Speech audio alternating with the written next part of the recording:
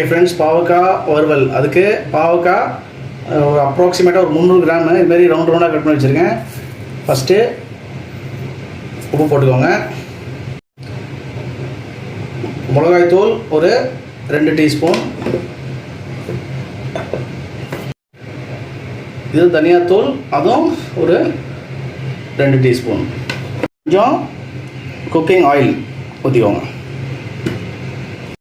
So போடுறது எல்லாமே நல்லா பாவக்காய் மிக்ஸ் பண்ணிக்கணும். உப்பு, மிளகாத்தூள், மஞ்சத்தூள், சரிங்களா? ஸோ அது நல்லா கோட் ஆகிடும். அதுக்கப்புறம் நம்ம ஒரு ஃப்ரைங் பேன் வச்சு ஷாலோ ஃப்ரை பண்ண போகிறோம்.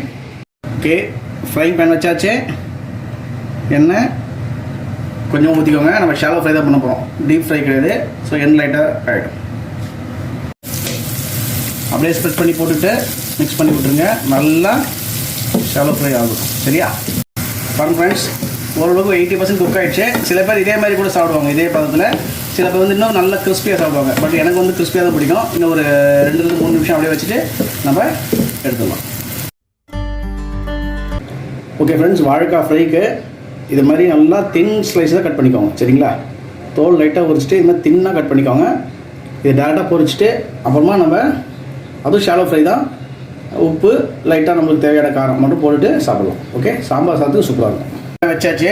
இப்போது அப்படியே நம்ம ஒன்று ஒன்றா பிரித்து போடுங்க. ஏன்னா அது நம்ம கட் பண்ணும்போது லைட்டாக அதை ஒட்டி இருக்கும். இதுமாதிரி எடுத்து போடும்போது லைட்டாக கொஞ்சம் பிரித்து போட்டுருவோம்.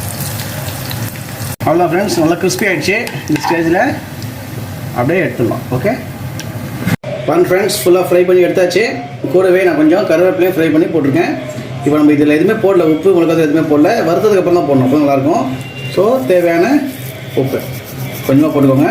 உங்களுக்கு மிளகாத்தூள் வேணும்னா போடலாம், இல்லைனா அப்படியே விட்டுறலாம். அப்படியே விட்டாலும் சூப்பராக இருக்கும்.